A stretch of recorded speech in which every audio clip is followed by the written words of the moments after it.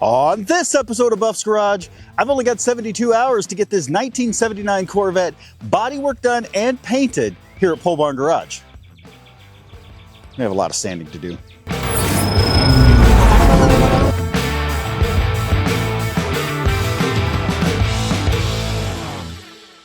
On the last episode, I took this 1979 Corvette on trade for my beloved Falkenstein to Dalton at Pole Barn Garage, and I went through and kind of got it running better and fixed the suspension, a few little things. But now we just rebuilt the OG pole barn into a paint booth, and we want to test it out on this Corvette. A lot of the bodywork was done back about 25 years ago, and then it sat. So now we've got to hustle, sand this thing down, get it in primer and paint in just 72 hours. Let's get started. Somebody started the project and never finished it. His dad came in and put spot putty over all the little rock chips and cracks and stuff. And now we've got 72 hours because the weather's about to turn real cold real fast.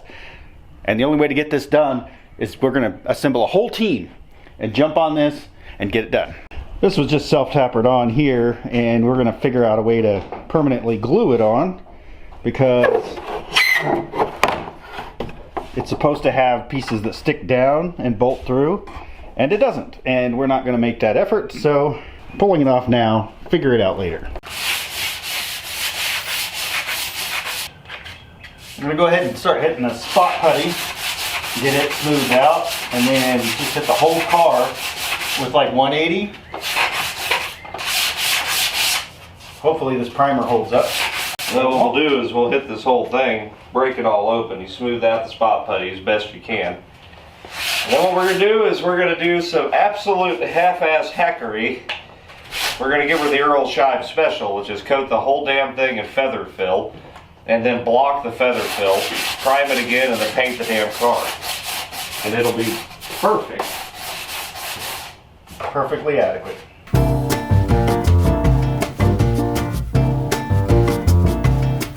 This rear bumper cover is completely destroyed. All these cracks and stuff, they're not actually in the cover, but it is because whoever primed this did not use a flex additive in the primer, and neither will we. So, because it's very expensive and time consuming. So, what I'm going to do is smooth out these cracks as best I can and try to feather them. And we'll hit it with some spot putty, feather fill the damn thing, and well, you know, it'll hold up for a while.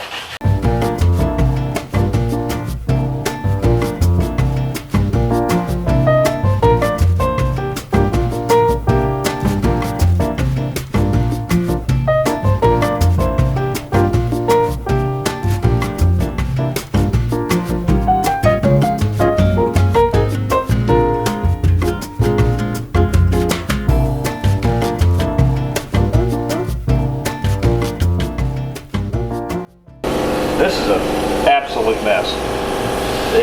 It's trashed. I mean, it's even torn in half down here. It's the original bumper cover. These were notorious for actually disintegrating and crumbling to dust when they were new. But we'll do the best we can. Here's the thing, guys, you need to understand. This is a hack job. It's what it is. There's no getting around it. It's going to be a hack job, a quickie, but it's something you can do right here. And what I'm doing is taking 180 to this, and I'm smoothing the cracks out as best I can. But you'll see they're still here, right? I'm not going to go digging for that crack. You go digging for that crack, you're going to make a big asshole in the back of the thing, is what you're going to do. There's nothing you can do. You just leave it. You have to leave it, fill it, and then hope it blocks out. Will it come back? Yeah, it will. It might be 2 years, might be 5 years. I mean, if you get lucky, you keep it inside, it might last even longer than that. But this is what we're working with. The rest of the car will be pretty good, but bumper cover.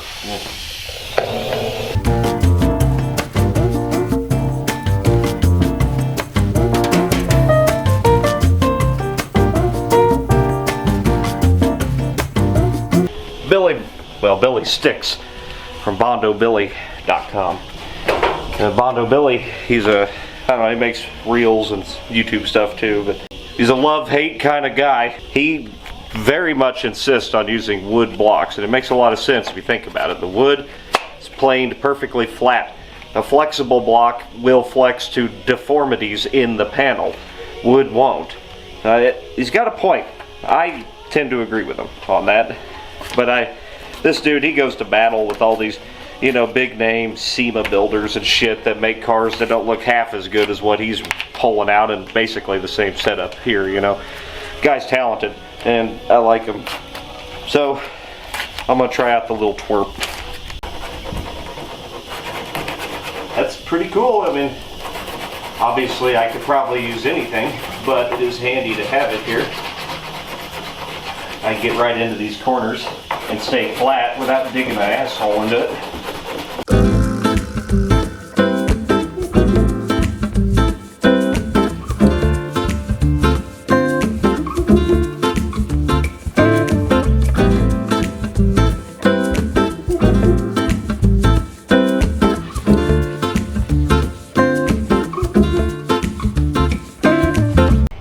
Look who showed up and got recruited. Hello. Yes, I get to help sand. My favorite. That's Jesse from Atomic Era Motors as part of the crack team to get this thing done in 72 hours before it gets cold. Not as quick as Earl shot, though. No, but just as hack. Welcome to Arts and Crafts with Dalton. Yes. I'm painting today with 3M Acryl Green. This is the best spot putty available as far as I'm concerned. And what I'm doing is basically coating this entire bumper cover in it. Don't hit anything, or it's all going to fall off. And yeah, I'm just going to fill in all these cracks. Now that I've brought everything down as low as I can get it, I'm going to fill every one of these cracks with spot putty, and then we'll hit it with the feather fill. The feather fill will fill cracks fairly deep, but I mean, it would actually probably get most of this stuff, but I just want to make sure that we're one and done with our blocking for time's sake, you know. And I know there's going to be 1,000 people like, well, I would just spend the rest of my life working on that $3,000 Corvette. But, you know, I mean, that's just not really smart. So we're not ready for this yet because I got to finish knocking down my finger painting. But this is a spoiler for the later C3 car, 77, 89, I think. Kind of hideous if you ask me, but it is better than no spoiler. However, the problem is that there's no, this is, I believe it's supposed to be bolted on from underneath, which I think means you got to pull the gas tank, which means we're not doing that. So this was screwed on with a handful of self-tappers.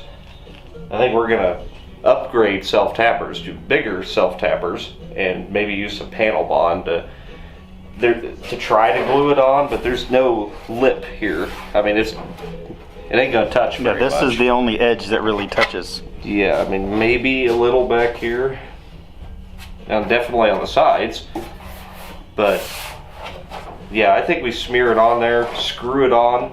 Maybe we see how it feels after the bond sets up. Maybe it'll be okay and not need screws, but if it does, we'll bevel each of these screw holes, run a screw into it, bury them in fiberglass. Never know. Well, 3 of us make quick progress. Dalton went ahead and finger painted the bumper as you saw and got it knocked down. We're working through the rest of these body panels. He's hitting spot putty where it's absolutely necessary. Everywhere else, hopefully feather fill is going to fill it. He's now working on the front bumper, which is almost as bad as the back. But it's coming around, smoothing out. This has been, never mind. It is urethane. I thought it was a fiberglass replacement. So factory. Yeah. Great. We're probably not going to get to sleep tonight. This car came with new door pin kit, and I'm having real anxiety over the door not aligning up. So I should have done this last video, but now I'm going to try to do it on this video and at least get this door better aligned. Dalton is mixing up the good stuff. 3M Platinum, baby. There's a pretty good sized divot. It's warped from heat, sunlight. There's nothing he can do about it. I mean, even this, not a permanent fix, but it'll make it look better for a while. Yeah, and that's all that matters. And Dalton already had white in his cabinet, ready to go for this car. It was originally this navy blue color, but for all the bodywork issues and quite frankly for speed, white's the way to go. So we're gonna go ahead and shoot the whole thing white after all the rest of the sanding and body work. So door pins are always fun. I was trying to hammer up from the bottom, that didn't work, so we took the rustiest, crappiest screwdriver I could find, started pounding on it, and now we've got this one out. We'll do the same for this one and get them replaced with this new kit. They're actually pretty simple to do once you get the pin out. Alright, I got this pin halfway out and it's getting wedged in this part of the door, but we got to take a break because it's roller dog time. Yes. Thank you, Jess. Okay. Well, that was delightful, very filling. How do you feel? Feel better? Roller dog. Yes. So I think now what we're going to do is try to figure out how to glue this spoiler on, and I'm still going to keep working on those door pins. And Jesse, well, you can just keep sanding. Great. But truly, I appreciate all the guys' help here because this would suck to do all by myself. Well, I learned you don't do this without taking the door off. To take the door off, you actually have to get the dash and kick panel and all that out to get to the bolts, because you can't get to them from this side, you have to get to them from the inside. But it does not come out without destroying door, and that's what I achieved because I'm an idiot. So we're going to cut it out and then put the new ones in, hopefully without damaging anything else. Is that glue? It's JB Weld Oh, plastic bond. This is so not the right way to do this. It's not even funny. But I guess we'll see. It touches along this front edge fairly well, I guess, so I don't know. We'll see what happens. It'll either work or fly off at highway speed. Either way, it's someone else's problem. Got the old wood screw fix. JB Weld in place. Should be fine. I don't see anything wrong with that whatsoever.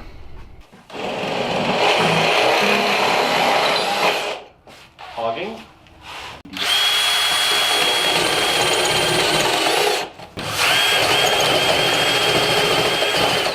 Don't sue us, David Crosby.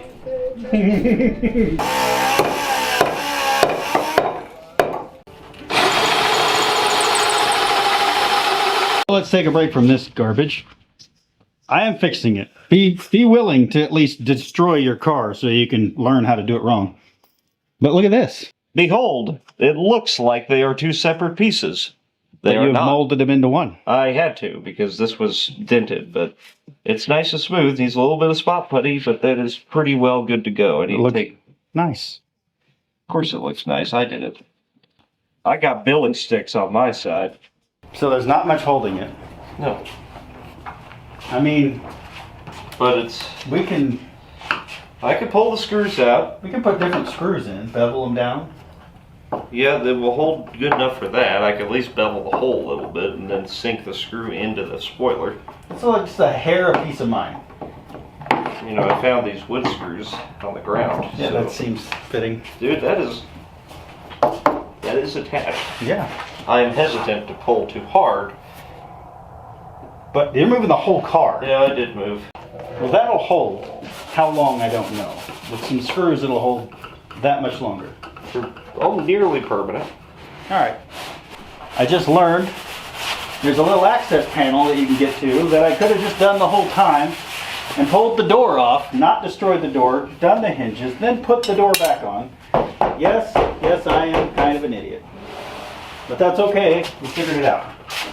Well, through frustration, Jesse took over and got the bottom one in with just as much work as it took for me to do the top one.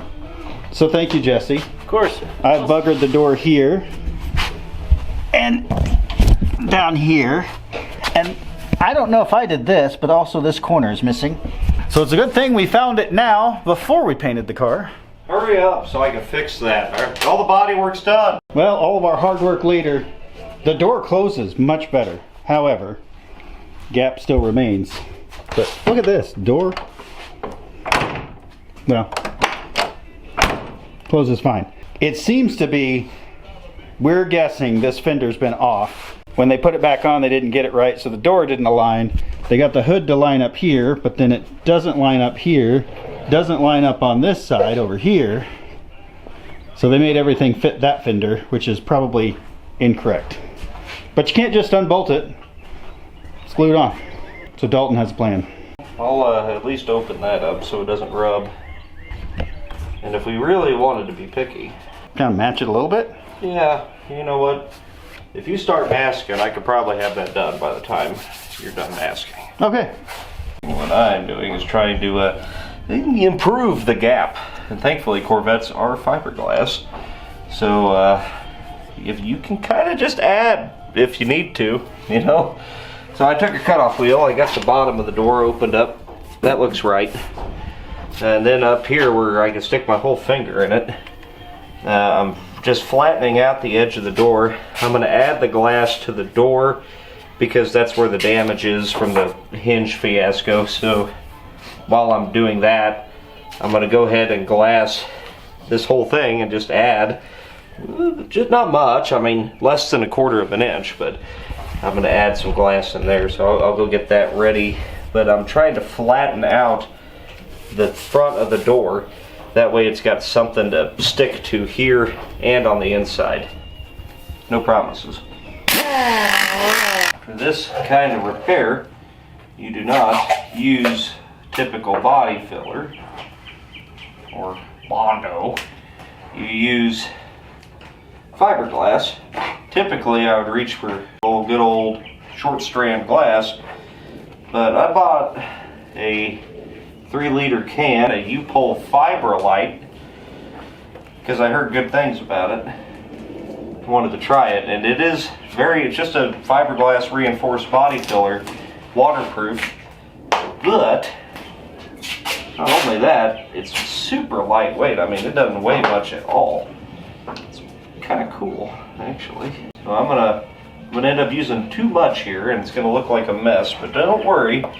As long as I got enough to shape, we will be golden. I believe this stuff is actually paintable. Really? Typical short strand fiberglass is not paintable. You have to put some filler over the top. Basically, I'm going to fill this whole gap. I mixed up way too. This stuff goes a long ways. Call me a fan now. I like U-Pole products, even though they are British. Not everybody can be perfect. Just always remember we won the war. Don't sue us, Jeremy. And while he's doing that, we continue to mask because, you know, he doesn't like masking and I don't mind it. I'm also not good at it, so it works out. We're almost masked up. I got to do this window yet, but I wanted to go ahead and throw down some plastic under the hood. It's not that big a deal that I get overspray, but if I can just prevent it, I'm going to. It's still a work in progress, but it looks 100 times better than it was. And he fixed my door ding. It looks really good now. This car does not have to be perfect. This is the first Corvette for me, so it is what it is. We're gonna paint it, but I'm gonna bang around in it and go have fun in it and do stupid things in it, and it's gonna be just fine. And when it needs fixed, we can fix it. That's just all it is. It's not an award winner, it's a 79 Corvette. It'll be fine. Well, with the bodywork mostly complete, I believe. I've got a few little areas I want to touch up. There's one there. There's another one right there over the headlight. We didn't see because the pop-ups were up. But it is masked off. So let's just go ahead and start blowing the dust off of it.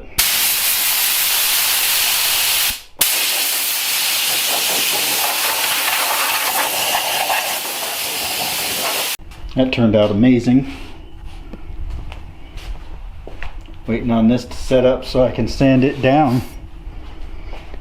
And then we're going to try out the old paint mixing booth over there and shoot some feather fill on this whole car. We've only got 2 days left, so we've got to at least get it on today, get it dry, and start smoothing it out so that we can take it to the next step and the next step, and we got to get it done. All right, we got our doors open, blowing air, fan doing its thing, car mostly prepped and ready. I say mostly because it's as good as it's going to get. Into the paint mixing room. That looks chunky. Dude, what is wrong with O'Reilly's? You can't keep this shit on the shelf for 50 years, you know? Yep. This was the problem I had painting the Travelall. It was coming out chunky. Granted, this stuff's supposed to kind of be, but no, this is sprayable polyester. It's supposed to come out pretty thin, actually. You got to use a big tip on a gun, but it's supposed to shoot just like primer. Oh, well, And that ain't it. no, it's starting to come around, but this is ridiculous. I mean, I wouldn't even throw this in a paint shaker. It's too heavy. I don't know what you're supposed to do. It's just junk. Well, that's what we need to add in here. A paint shaker. Yeah. Nice. And this is feather fill. It is rough stuff. Be very careful if you ever use feather fill. It will stick to you. It will get inside of you. It is catalyzed. It will very seriously harm you. You gotta be careful with it. You also gotta be careful when you shoot it on cars, because anything you don't want filled, you better tape it off, because it's gonna fill it. It is literally sprayable body filler. It is very effective, and it's very quick, and that's kind of what we're going for here. Finally got it all kind of freed up here. It's not great, but it's good enough for Buff's car. He's right, though, because, I mean, I'm probably going to thrash on the car, so it's fine. Now to ruin mixing table. Oh, look at that. Wait, the tape thing worked? The tape thing worked this time. Important note, don't use a spray gun you like, because it's going to be gone. And you may wonder why I'm pouring it directly into the spray gun. That's because it mixes 1 quart to 1 tube of this stuff. Why waste a perfectly good paint cup? Now, how much time do you get with that? Yeah, the pot life's pretty quick. Okay.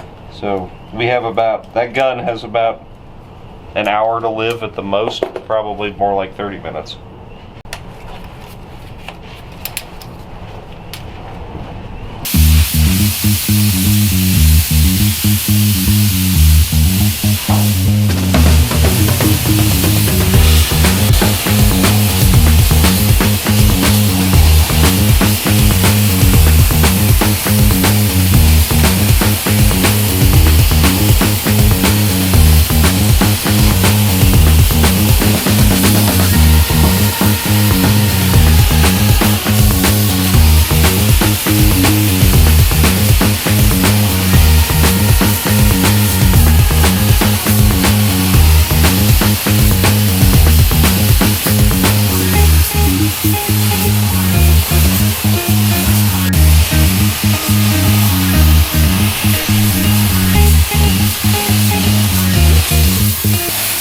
I'm going to hit all the really bad stuff first, and then we'll overhaul the whole car.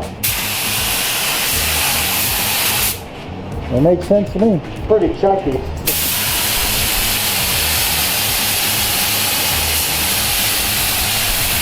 Very chunky.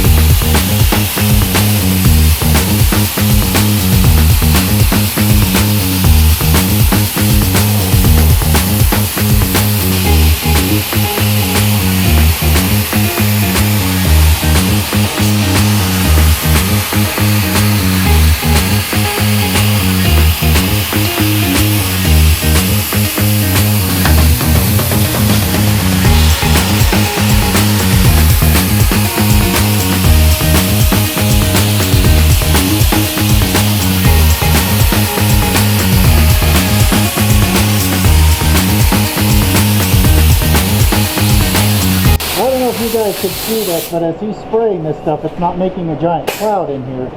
It's sucking it right out. That works so good. Now this car is covered in cracks. You can see them pretty plain now. Yeah, you can get them on camera. The idea of this, though, is it'll fill the cracks. When we go to block sand, this shit builds thick. It is not a permanent fix, but it'll make it look okay for a few years.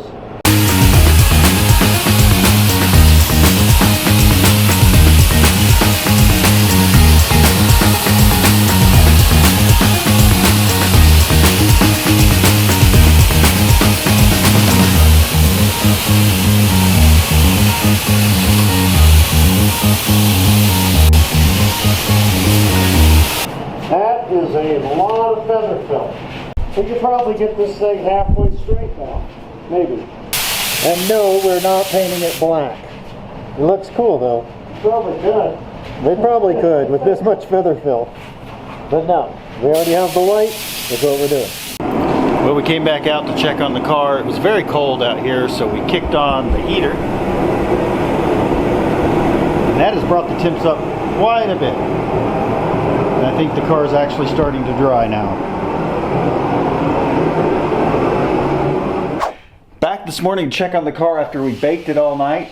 Feels like it's dry, so let the block sanding begin. Because this is sprayable body filler, our goal here is to create a smooth enough surface to be able to just shoot primer over it and then hit it with another block sand and then paint it. And we'd like to get it done, if not by the end of the day, then definitely first thing Sunday. We just found out that the last 12 hours of our 72 hours is actually going to start turning cold. So our goal here is to get this done before that happens. So we now have less time than we had before, but I think it's going to turn out pretty good. This morning, Dalton is trying out his more disposable setups. Yeah. Saves time on cleaning. Well, I haven't shot with an HBLP gun in a very long time. But I'm trying to move back into the 21st century.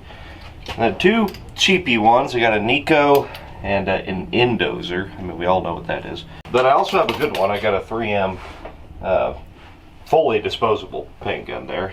Everything is replaceable, and I figured that would last a long time, is why I got that. But I wanted to try these cheapies out here because, you know, I do a lot of cheap paint jobs. Don't really need a good paint gun for that.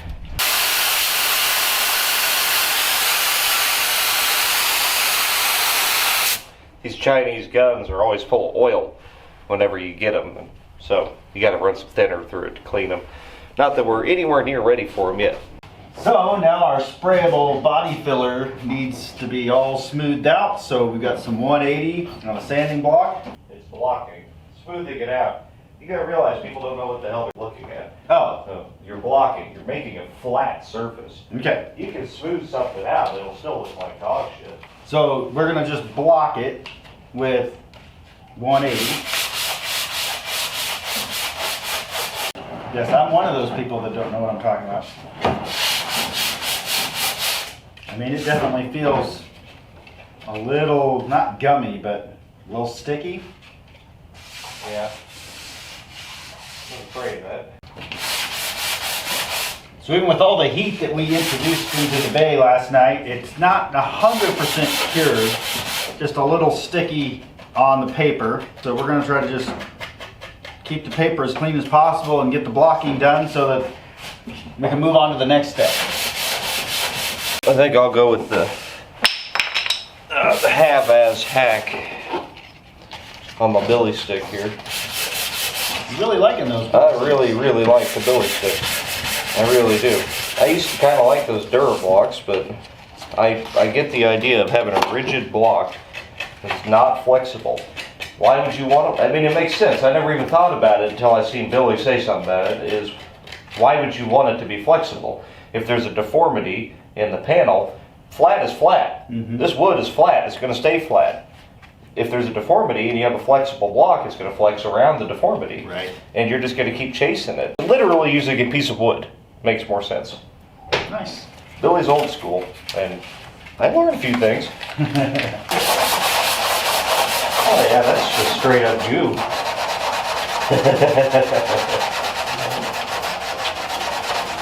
Oh yeah, that's bad.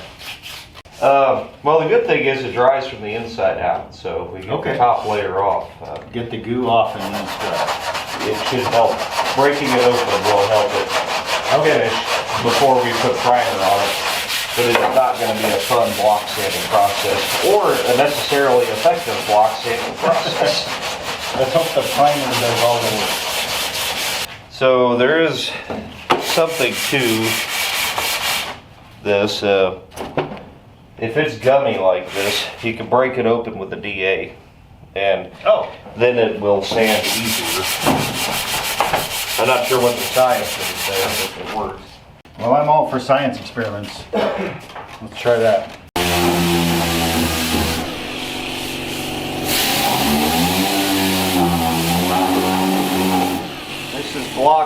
right there. See how I hit bare metal? Yep. That's a high spot. This headlight door's got a ding in it from the backside. We're not going to do anything about it, but at least we've somewhat leveled it out.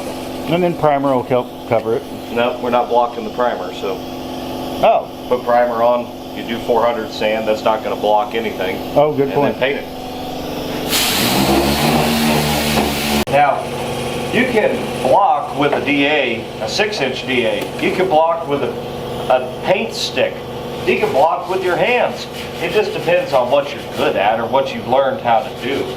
You can block with anything. Anyone can get a professional result with damn near anything. Some things make it easier, and we are going for speed, so I'm going to DA this thing. We know the car is going to be white, so unless we find something else in the cabinet. See? Shoe. But you got to know what you're doing to do the shoe method. Dang. I haven't mastered it. The point is, it doesn't really matter. And also, I would never jump straight to feather fill on anything. If we had time and we really cared, we would strip all the old primer off this car. It needs re-gel coated. Re-gel coated, fill all the cracks, do it all right. That would take us weeks. It would literally take weeks, not 2 days. And this will be just fine. These cars are not valuable. It's fine. I mean, it's worth, maybe $5 grand. Yeah. But that's about it. Let's keep it in that price range. All said and done, he should be into this whole paint job, including the paint I bought, for less than $500.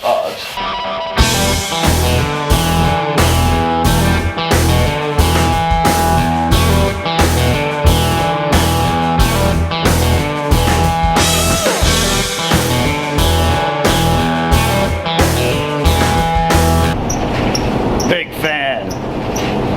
Moves the dust out of here. And when we're painting, we got the filters. Those are actual paint booth filters that you can get on Amazon. You can't get a block or the big sander. Use the palm of your hand, not your fingertip. Use that palm.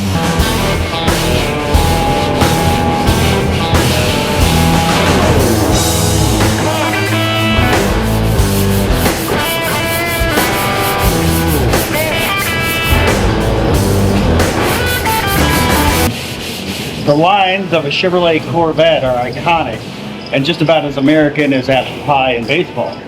So you want to make sure when you're getting up against this dead that you're not knocking that down. You want those lines to be super crisp and sharp, so when we hit it with paint, that's where the light glistens off of it and you get to see the full beauty of this aerodynamic machine. So where they got the idea for the Sea-Breeze lines on the fenders, right? No. Well, just kind of look at it like this, and then put your mind in the gun. It's not a Coca-Cola bottle. No, it's not. No, it's not. No. I wonder. The body is a beautiful thing. Yes.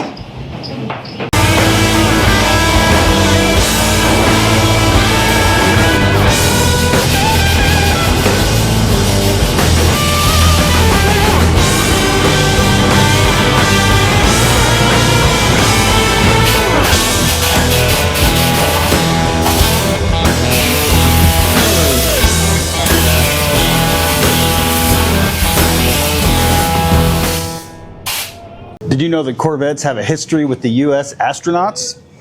That's right. Alan Shepard actually started that when he drove his Corvette to NASA.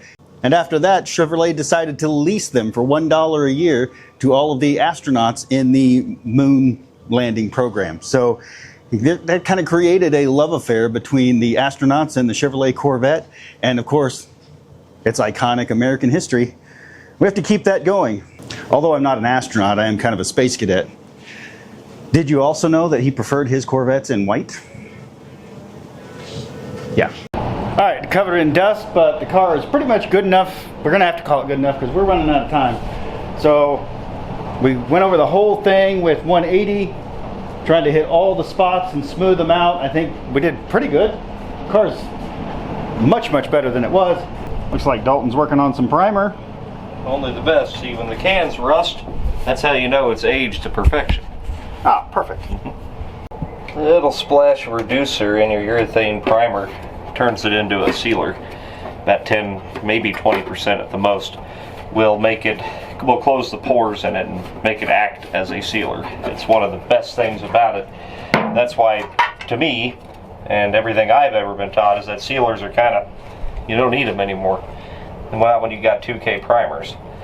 So, this stuff is ancient, but I did just shoot some of it. And it laid out beautiful with the Nico Amazon spray gun.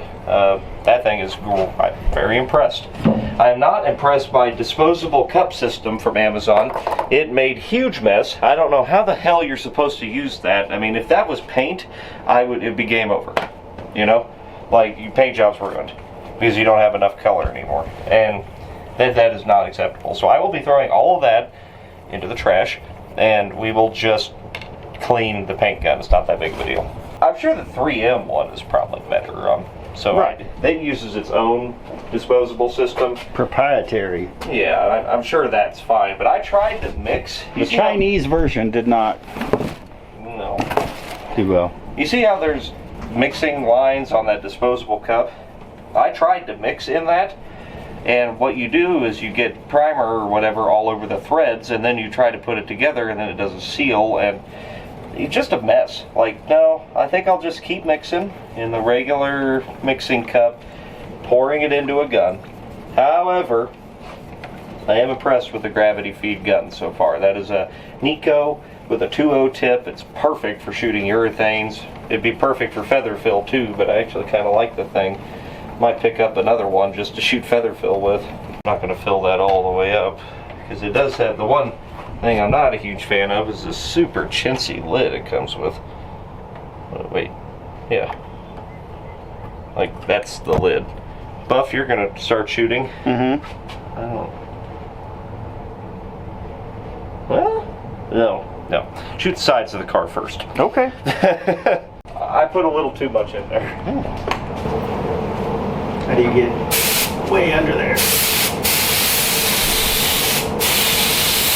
Alright, so Yep. you move the whole gun, your whole arm. Okay. Don't rotate your wrist. Just Okay. keep it perpendicular.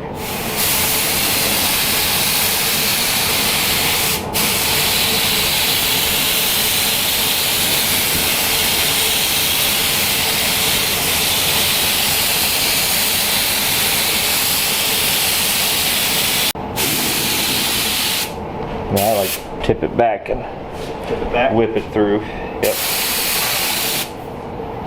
Tip too far. There you go. Okay, don't stop. Yep. Always follow the panel, always complete. Yep. Can never work up and down. Rotate the gun with the panel. Like that, it's been a minute. Now you're still moving the gun. Keep the gun perpendicular. That's better.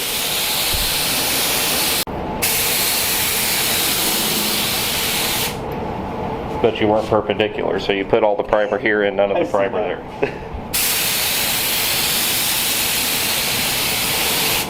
We're learning. Slowly.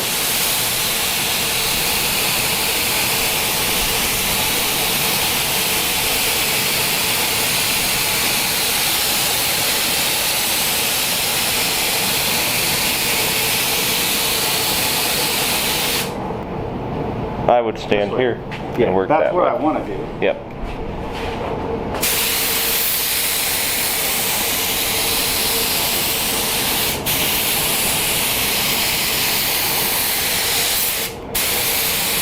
Oh my God, he's not wearing a mask. There's nothing to breathe in, people. That fan. How much of a wind tunnel this was? This isn't. You could shape a car in here. See if I can do this backwards without hitting the car. I would shoot the gun upside down, personally. I'd stand here and Try that. Learning all new things, people.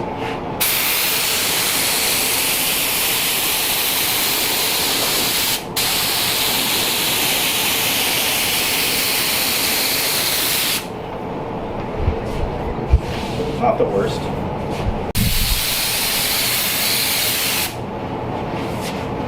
hate that. No, it looks fine.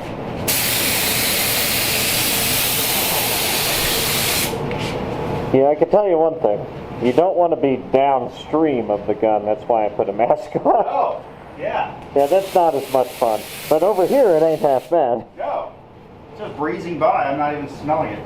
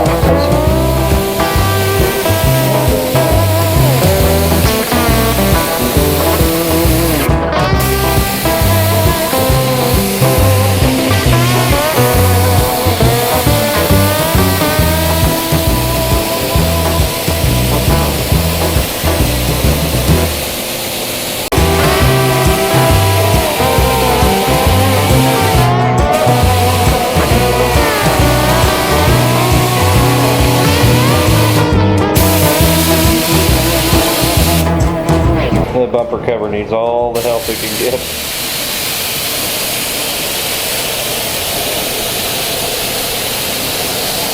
It turned out pretty good considering what we started with.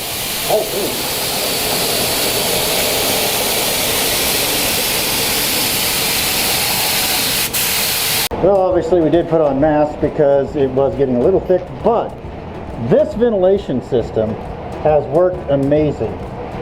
Like, I could take this off now and it's fine. I do have some more mixed.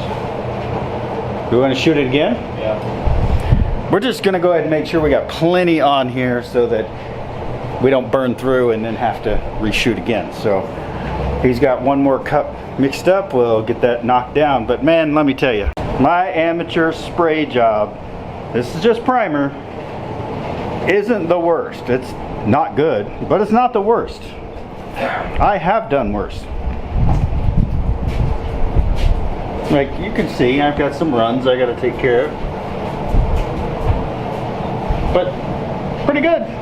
Well, we ran to get some food while we waited for this to dry. Went ahead and kicked on the heater to just help bake it. It was 130 in here when we got back.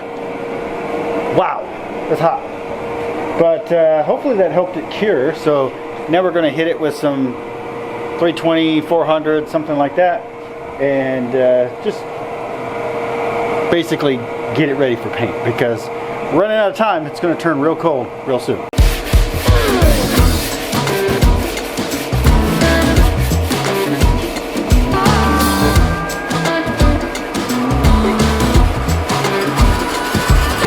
Still just a touch gummy, but just like the feather fill, maybe if we can get a good scratch on it, that'll open it up and get it to dry the rest of the way.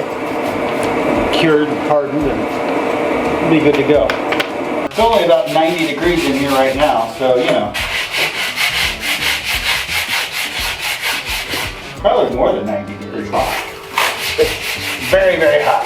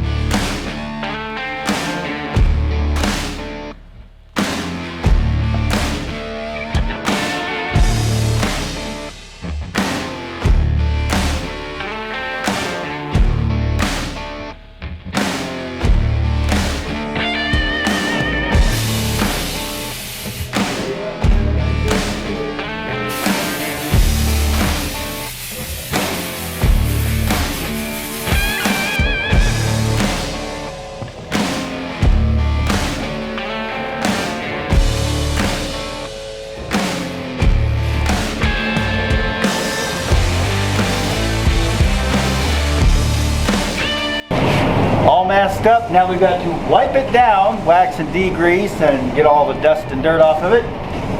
Then we're ready for paint. Here's the most important part, wax and degrease. Prep is everything. And it also tells you all the stuff you missed. So the best thing to do is just ignore it and continue as usual. But this thing has been touched. One touch of a human hand has oil on it. And you got oil on it, and you have fish eyes. If you have fish eyes, it's fucked. So don't do that. It's bad.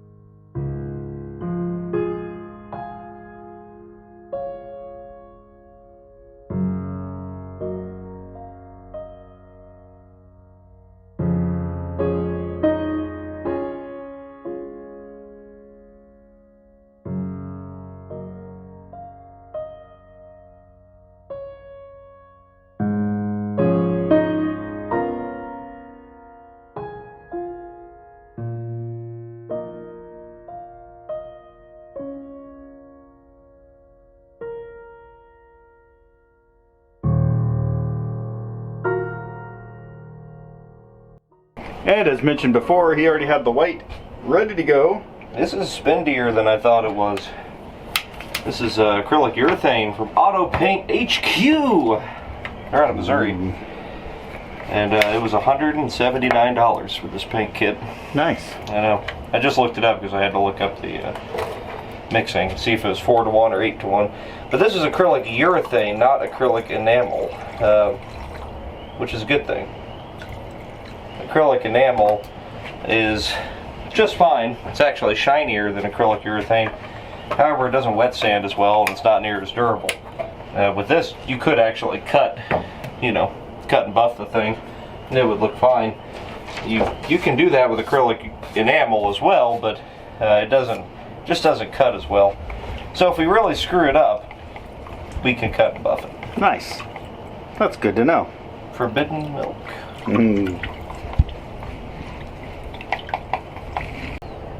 Must strain the forbidden milk. We'll pasteurize it. Don't want cottage cheese. Alright, Dalton's running a new gun with a finer tip, so he's going to go ahead and shoot and see how it looks. And if it works out, I'll take over and see what I can do with it.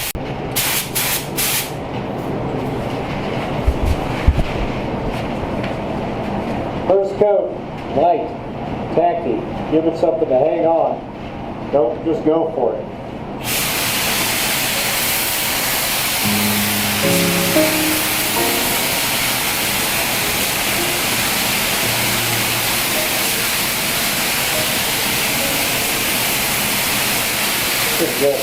Yep.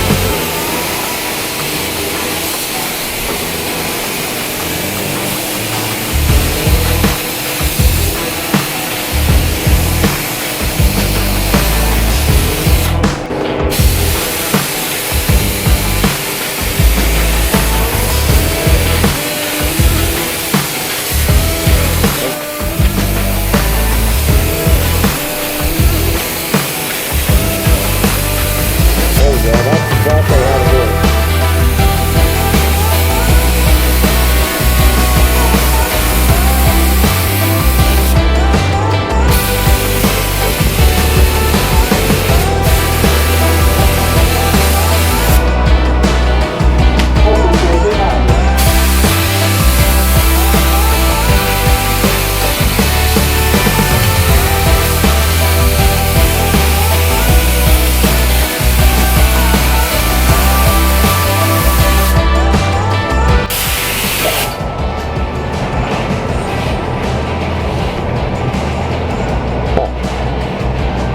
Dry.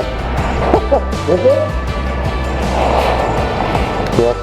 Holy cow. Let's give it like 2 minutes and then we'll come back. We'll pop the gun off and come back. This stuff is covering and tacking up so well that I think we could probably go straight to wet coats. It's dry to the touch. Just go for it? Go for it slow. Start at the bottom, finish on the top. Okay.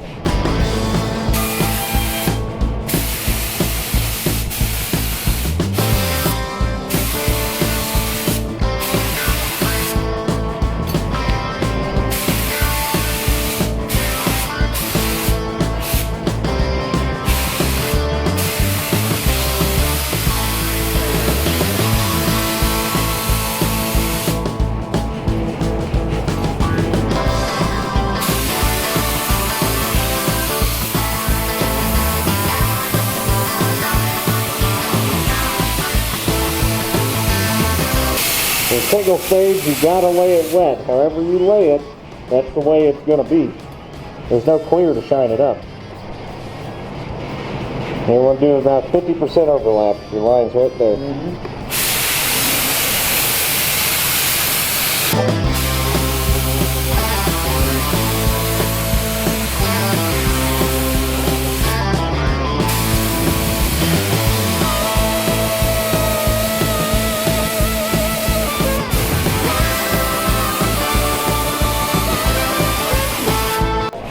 That bumper cover is good as far as I'm concerned.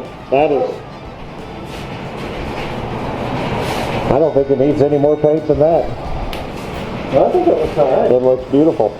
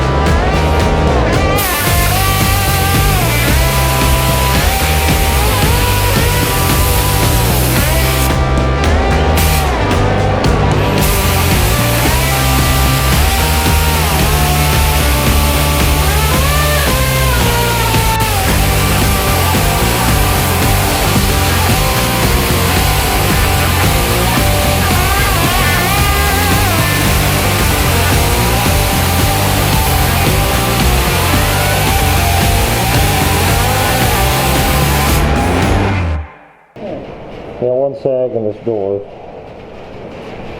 It's creeping up. I see it sagging. Yeah, it's a great place to put pinstripe. Well, the whole car's got 2 coats, right? Yep. Alright, let's let it sit. We'll let it flash for about 10 minutes. It's not bad, it's just got a couple of runs. That's fixable. It needs... A wet sand wouldn't be that bad anyway. That's true. Need to blend this roof back together so it went dry on the passenger side, but Oh, I see it. yeah, it's got a hard line on it. Other than that, I think the car is fine. Okay. So I don't know, do we do another coat? This is probably as smooth as it's going to get. Okay. It's not that bad. I don't think it's that bad. It's not super peely or anything, it's super shiny.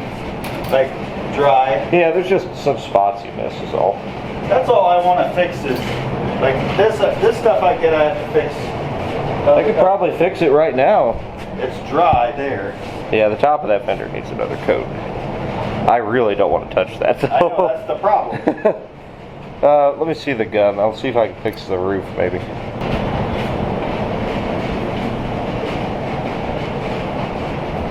It does look good. I'm pretty happy with the way the gun shot and the way the paint's laying. It's just my technique is crude. Well, I put a huge sag inside that vent, so you know. I'll take credit for this big one right here, okay? And that we definitely know that one. And of course I touched the door over there. We've got dry over here. I've got complaints on myself, but yeah, Dalton did that one because I asked him to hit the inside, but I have plans for this, so it's going to be fine. I figured we paint that black in there anyway. All in all, I'm not unhappy. Like, I am not a painter. I've tried it a couple times. I've done okay. Working with Dalton, I've learned a lot. So every time you do it, you learn a little bit more. You get a little bit more confident. I was scared to death to even try, but he made sure I did it anyway. So here we are. It is not the worst paint job ever. A-pillar needs shot. Oh, I think we have enough paint to do it. There's enough dry spots on this thing. It is sort of blending. I see it. Like that corner. Yeah. It kind of blended, but Yep. it's dead. I'd really like that, at least the upper surfaces to be good and shiny. Yep. So, Let's hit it once more. yeah, let's let it sit. Yeah. Forbidden third coat. It's scary, but you know what? You can get away with it.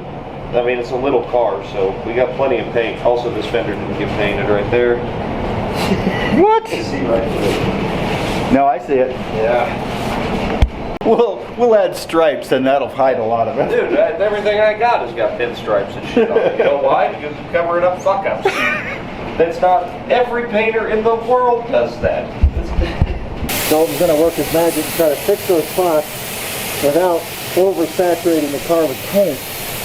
And then it can be cut and buff, so any of the runs and stuff like that, maybe I can get out later. But overall, the car is white and it's shining, and that's all I really need.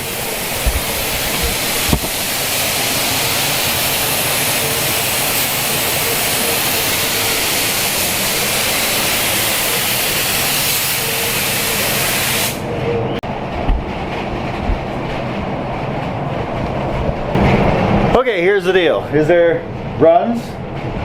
Yep. Some sags? Absolutely. Definitely some orange peel. Dalton says that would definitely pass for a brand new car today. So, not perfect. However, looking at this is the best paint job I've ever done. And I did have help, but I had help with Falkenstein as well. I can take a lot more credit for this one than I can for Falkenstein. Brian helped me a lot on that one, but Dalton just absolutely supported me, but I was the one that did most of it. He just fixed a few little spots for me. And I gotta be honest, I'm really proud of it. Could I have done better?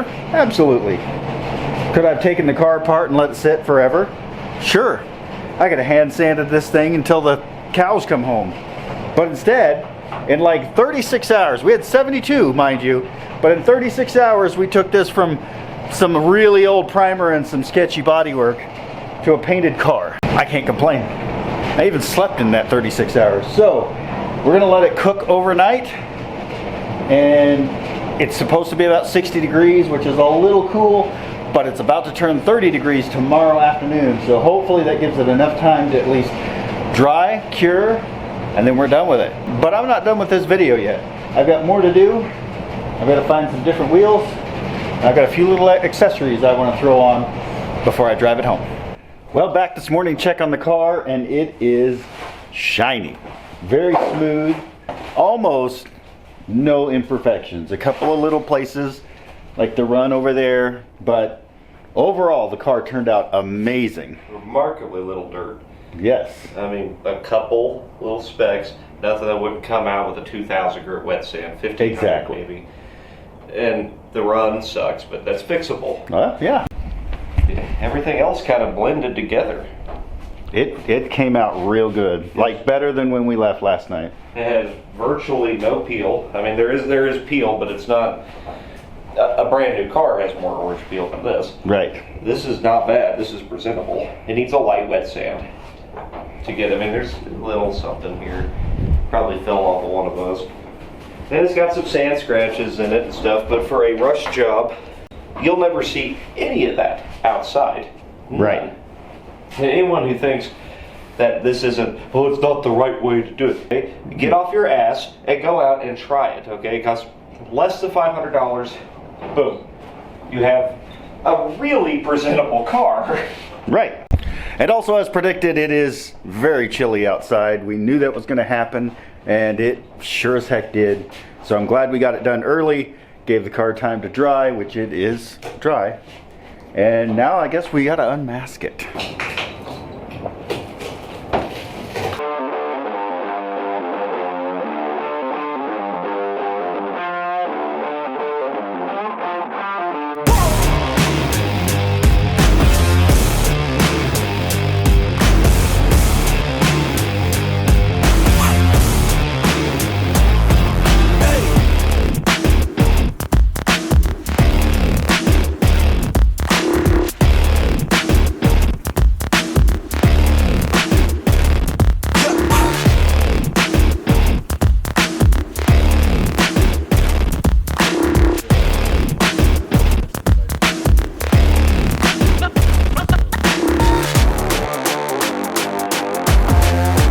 Well, we're back in here starting to clean the car up and get it ready for the road again. As you saw, Jess cleaned up my emblems, and now Dalton is expertly installing that one. This is the easy one. Yeah, the others I think we're going to have to put some tape on them. But I think it really finishes it off. Look at that. Beautiful. But I don't think these windows have been cleaned in probably 20 years. So I started there, and then I'm cleaning up the floor, and then I'm finding little issues. So I'll pop in as I find things that need to be addressed. Second one is installed. Now, hidden in the back of the car was new taillight lenses. These are just repops, don't know where they came from, but they've got to be better than what was on it. The ones that were on it were fine, I just didn't want to have to, put the old ones on when I have new ones. And I didn't spend anything extra on these were with the car. Don't scratch it. You might notice these are supposed to be bolted on. However, what you do is not disassemble the entire car, leave it in 10,000 pieces for the rest of your life. You put some two-sided tape on the back and then you just stick it to the car, and it's fine. And if any of you are wondering, I did try to reach in before to remove those. Yeah, there was no nuts on the back side of that already, so They were super glued on. that is correct. Now they're two-sided taped. Perfect. That's what the body guys do. That's what we're gonna do. They look great. And when someone removes your beautiful Corvette logo and breaks it, that's okay, because it goes right back together. But it also needed touched up anyway. I think. Yeah, it'll hold itself up on the car. I don't even think we need to glue it back together. Now, But it was faded. Yes. We could leave it black and be stormtroopers. There you go. Look at this. Coming together. Come check out these taillights. You know what? The price was right. They're a little Chinesey. Perfect for the poverty vet.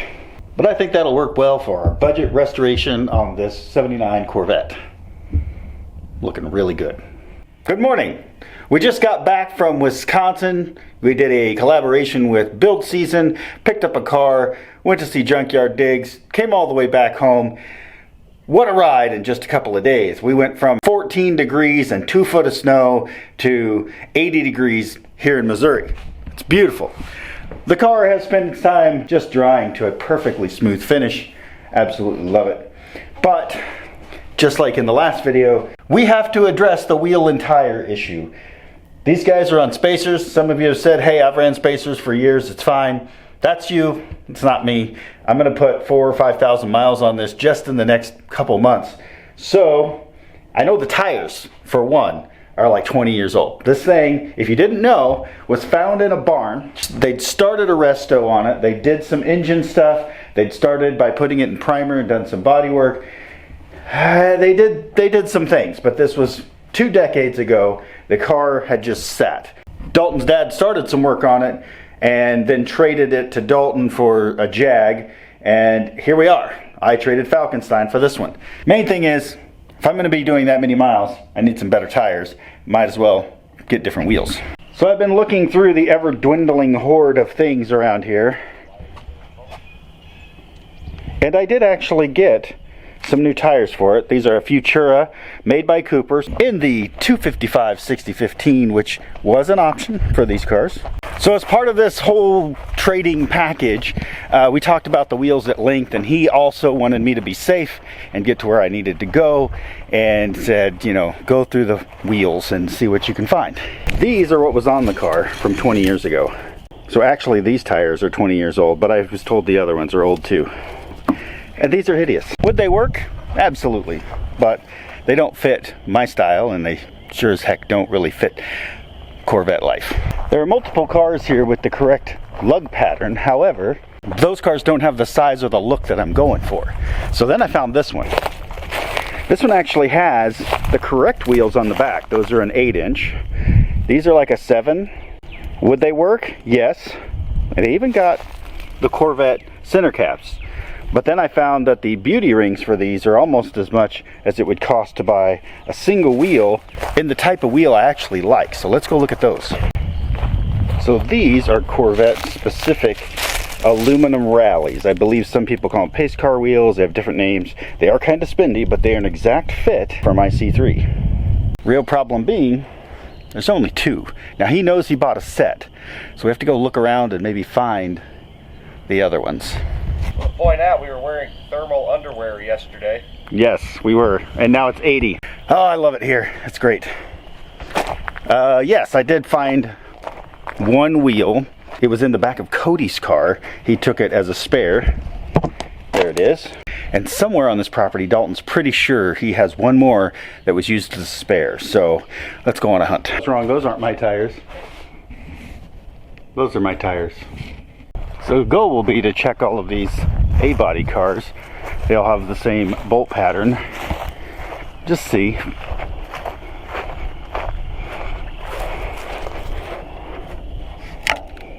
No spare in that one. No anything in this one. See if it's just on the car at all. Nope. Ooh, let's check this one. Ah, yes. Screwdriver.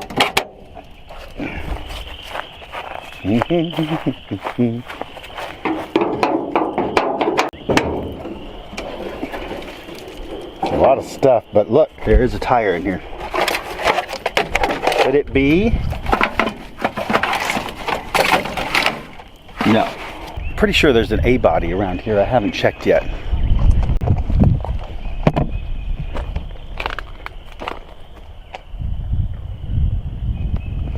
Could it be that the last wheel is in the Holy Goat?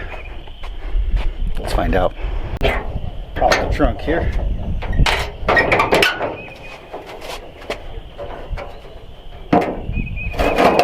The right tire.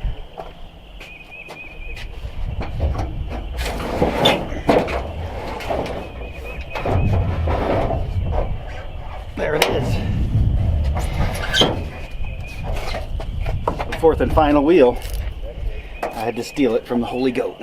Maybe we'll put one of those Kragers in here. It'll look better anyway. First thing I want to do is kind of clean these up a little bit. We are putting different tires on, which means they will be balanced, and this weight is going to be irrelevant. So go ahead and get it out of here so we can polish the wheel. Honestly, it's with me, and I know it isn't 100%. I'd rather they just put the weights on the inside. If you can pop the bead and twist the tire on the rim, you can get real close to like 0.5 or less weight. And I have found that to be true many times. When I was a young kid, before I went into the world of medicine, I worked at a little tire shop, and we used to have competitions with each other to see who could get the tire turned on the rim well enough to get the lowest amount of weight when we balanced it. So there were many times I had it at 0 or 0.5 or less, usually 0.25 to 0. And it all comes down to, you know, you do have to break down the bead, twist the tire, you inflate it, put it back on the balancer. It's a lot of extra work, but at the end of the day, you can get a tire that's matched to your wheel with pretty much no weight. For now, Dalton says these are not clear coated, so we're going to try a little bit of Mother's Mag and aluminum polish. The heat is increasing. I might have to change into some shorts soon. And with this, you just apply it and just kind of rub it in until it starts to shine. There's going to be some pitting, there's going to be some staining, there's going to be little things. It's never going to be 100% perfect, but it might be pretty good. I mean, it's already shining up really nicely. So the whole goal is this is just keep polishing, but I'm just giving you an example of how quickly it can turn from dull to shiny, just with a little bit of polish. But we're going to step up our game.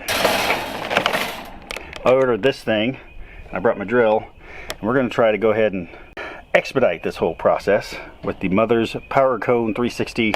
This was not sponsored, I bought it. I'm just lazy and I want to see if it'll work. It has a power ball as well, but this one was cheaper and I could get it here faster. And it looked like it would fit into more spaces, so we're going to try it.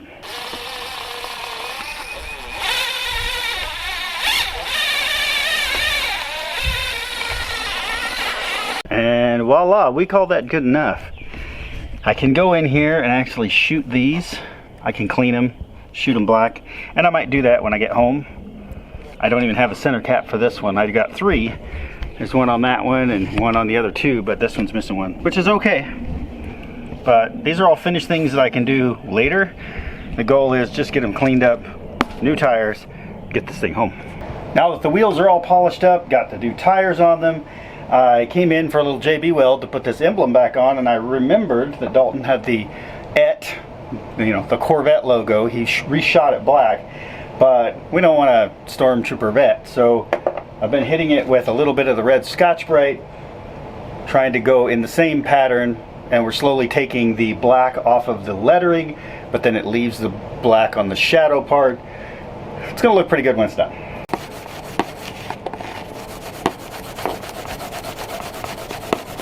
Here we go. It's not perfect, but it's pretty good. I mean, it's been broken half, so again, not perfect. You can buy these online all day long.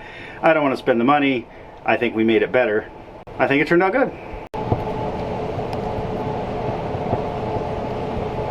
Yeah, hopefully it doesn't fall off, and if it does, hopefully I can just get another one and it doesn't destroy the white paint.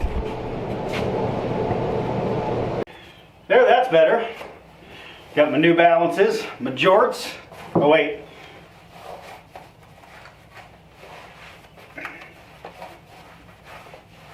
Alright, there we go. Yep. My Corvette hat. One last thing. I saw this on the scrap pile outside.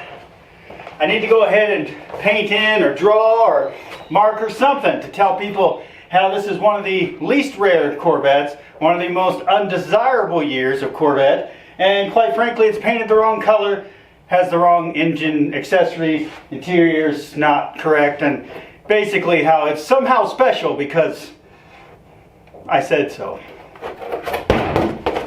Well, because the pop-up headlights are down, I forgot about the trim pieces. And they were pretty rough and white, and what I'm told by Dalton and his dad, they should be black. So I just picked up the cheapest Krylon satin black I could find, and I hit these things with some red Scotch-Brite, some degreaser, you know, some prep. Now we're gonna shoot them satin black. Take advantage of this warmer weather and a little bit of sun we got left.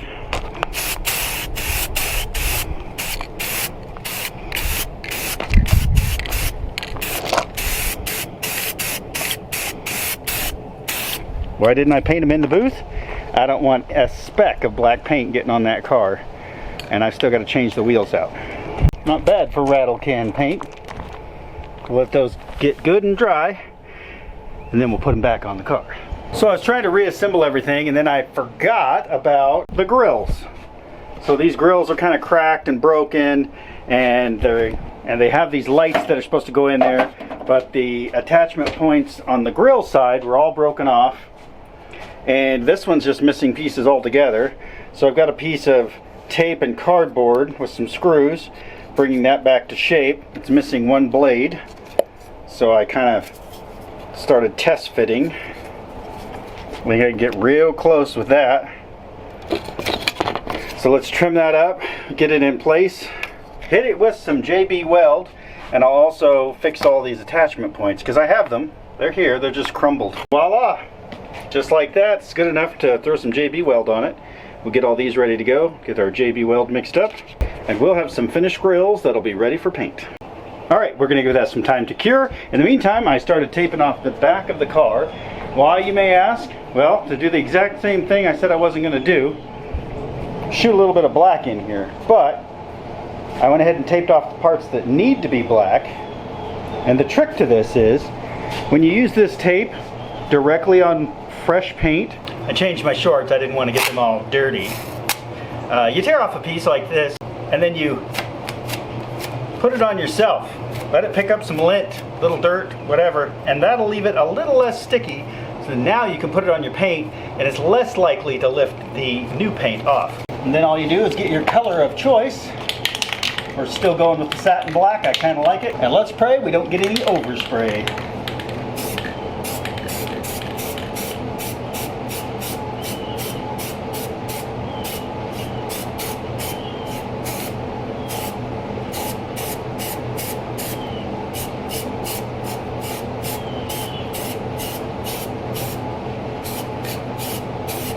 There it is, unmasked.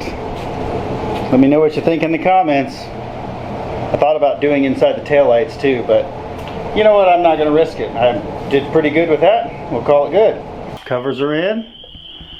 They look pretty good. Now I'm just waiting on the lug nuts for the wheels. They were supposed to be here today, and no fault of anyone except FedEx. They're not here. They're supposed to be here by 8 o'clock, and it is currently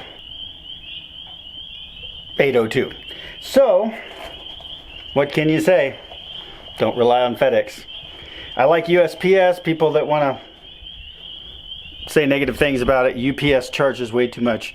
FedEx is unreliable. USPS is cheap and usually gets there. Well, big surprise, FedEx has lost the lug nuts. I've got another set coming from O'Reilly's, but they won't be here till later today. But I dug through Dalton's lug nut bucket and I found 12, which will give us enough to do at least one side. So JD's helping me out getting these off, and we'll get these new ones mounted up. And yes, folks, I did just take that wheel off of the Corvette. It does fit the Holy Goat, and he's already got the lug nuts for it, so that'll give him a spare back I did not take without replacing. There we go, all safe and sound, tucked in, ready for the next trip. All these wonderful wheel spacers we were worried about won't actually come off. I have used pry bars and hammers and chisels, and JD has another plan, and I think it's probably going to work. They are unbolted, but they won't come off. They're seized on there. I went and got the old air chisel. I was about to go at it. I'm going to see if his plan works out better.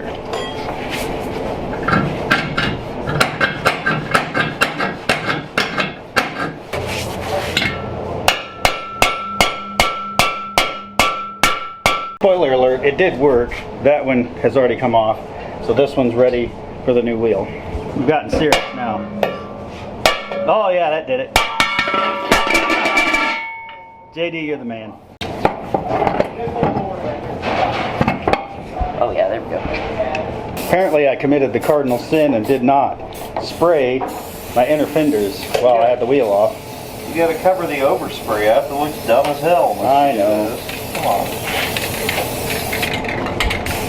I got both of the best working on it right now. Okay, so this is what he was worried about. You are justified, sir. Is it cracked? Oh, it's bad. Gonna crack all the way around. Yeah, dude. Drill it. Those things are a death sentence. Yep, you were right. You were right. Oh, yeah. All cracked throughout the middle. All the way. So they were hub-centric right up until they weren't. Yep. And they just eat away. Yep. Yep. And we are going back without wheel spacers for that exact reason. Well, no thanks to FedEx, but thanks to JD. He gave me a ride in the Holy Goat over to O'Reilly's, and we picked up the remaining lug nuts we needed to get this thing back together. Again, these are the special lug nuts that you have to use with these wheels.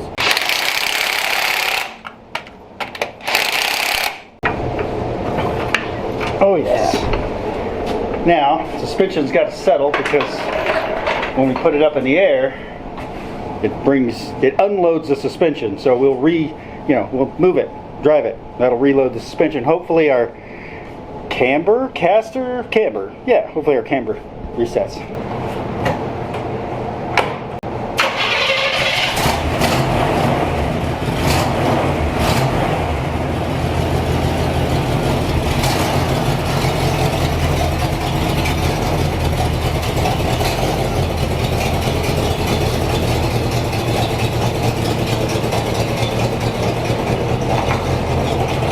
Well, let's take it for a little spin and see how it does.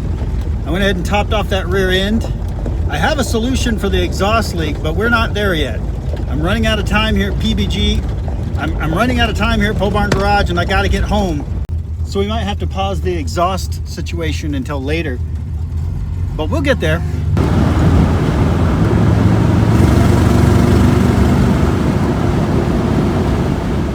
All right, it's morning.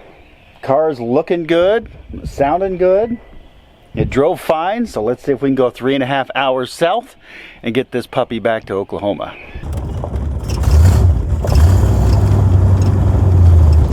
The only thing that's concerning in my brain is the fact that this thing sat in a barn for 20 plus years before it came to Pole Barn Garage. So at this point, it's just a matter of how good is the car.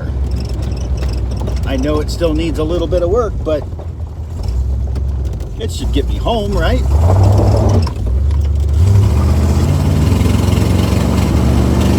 Yeah, that exhaust leak's horrible.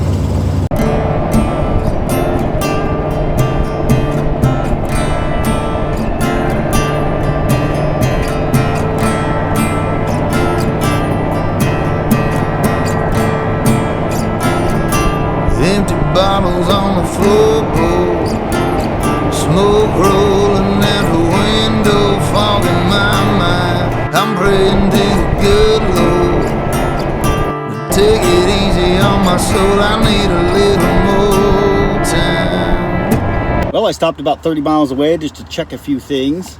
Sounds like this brake over here is either hanging up or something. I don't know what's going on with it, but there's something going on with it. When I touched the brakes to come into the gas station here, it definitely was coming from the passenger rear.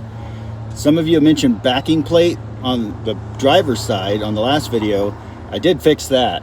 There's not even one on this one. So I don't know if that's a factor or what, but definitely not a backing plate rubbing. So I don't know. Could be a bearing. I don't see anything that's a major issue. So we'll get back on the road. Got 2.5, 3 hours left to go, depending on how the car does. I was getting a little warm, just a touch over 190, which I don't know, which I'll have to kind of play with that and see what's going on. Some of you said to adjust the timing, that could be the issue. There's also some air dam that's supposed to pull air up, and it's got a spoiler on the front now, so I don't know if that's blocking air from getting up there. I don't really know. But it's got the full-time dedicated fan going. Some of you said go to a clutch fan. Regardless, for some reason it's getting just a touch warm. But that's okay. Let's see how far we can get, and if we don't burn it down, we'll get home and tear into it.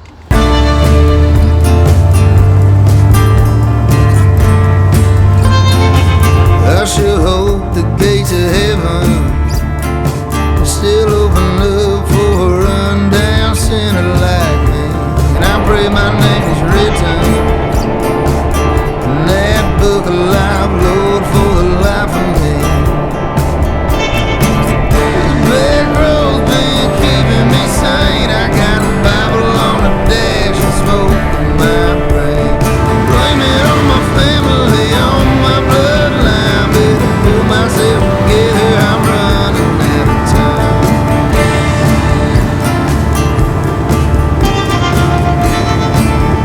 All right, I'm stopping at an O'Reilly's. I've got about an hour and 45 minutes left to get home. The alternator never came back. Now the battery's getting low, so I'm going to see if I can't find one in here that'll fit, and maybe that'll get everything functioning back on the road. Well, that happened just pulling it off. Could that have been my problem the whole time? Who knows? I guess we're changing an alternator in a parking lot. Well, there they are. They look the same, just one's shinier than the other. Works for me. Let's get it in and get this thing back on the road. Happy feller had to stop by on his bicycle to let me know he had this exact car, except it was newer with a 427 in it. He said he blew it up, that's why he's on his bike. But he wasn't sure what kind of car it was. He thought it was a Camaro. Alternator's back in. Gonna tighten this belt, cinch everything down, see if it'll start.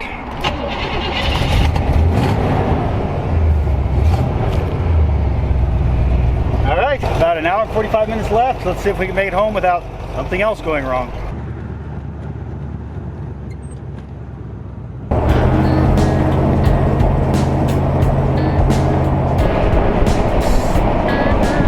So new development, I have to keep it under 60 to keep the temps from going up past 220.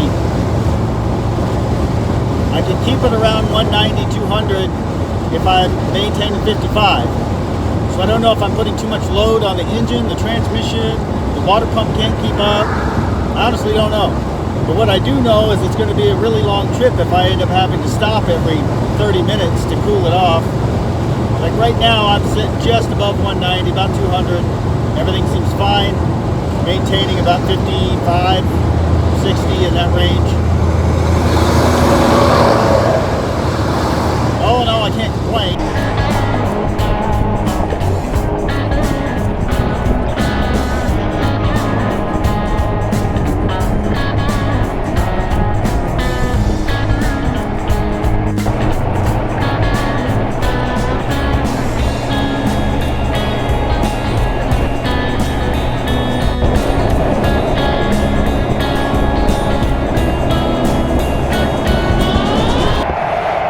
I made it to I-44 just outside Joplin, almost to the Oklahoma state border, like that close. I'm within 45 minutes of home, and car had started backfiring, and with spectacular fashion, puff of smoke shot out the back, the car died.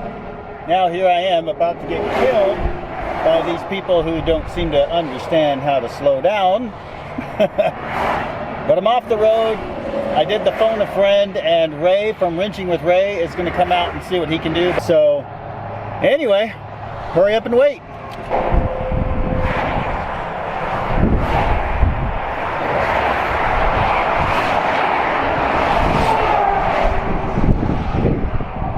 See, if you notice, there is fuel in the filter for Corvette things, but also basic mechanic things. It's either vapor locking or the fuel pump went out. And the fuel pump's been in there for 20 some years. preventative maintenance would have said change that, but I didn't. I thought I could get it home, and I'm that close, but not close enough.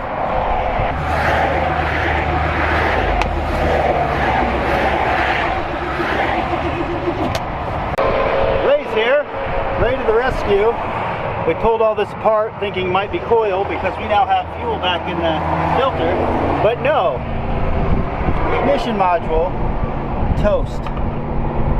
So that's fun. She's cooked, man. Just went from running to not all of a sudden. So people say we faked this, but here I am, side of the interstate. This is not where I want to be doing this, but it's where we're at. Ray made it back with parts. You don't see me actually working because I'm holding the camera, but also I fixed the heat issue on the inside.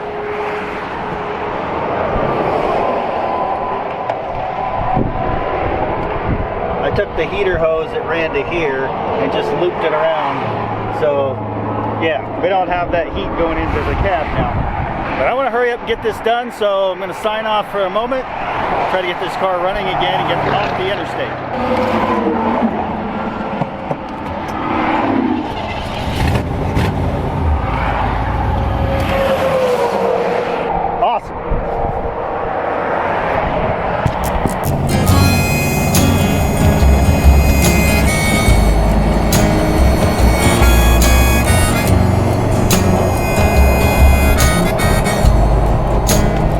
There you have it. I made it into Oklahoma with the Corvette. I've still got about 45 miles to go, so on to home. Lord, hope he helps us get there safe. And we made it to the show. Now we're singing to the crowd. We're playing encore and they're screaming real loud. Try to get home early, but I know that ain't the case. Yeah, it's another hotel room. Sleeping on the floor, I'm hurting in the morning from the night before. Pay my dues, I'm eating up the road. I'm coming home, baby, leave the porch light on.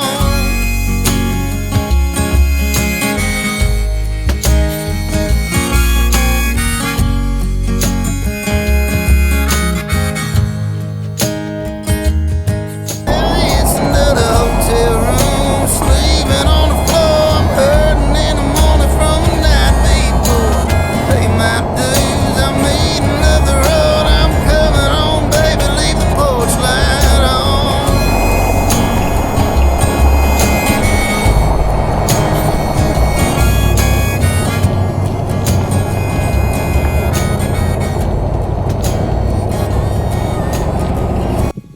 There you have it.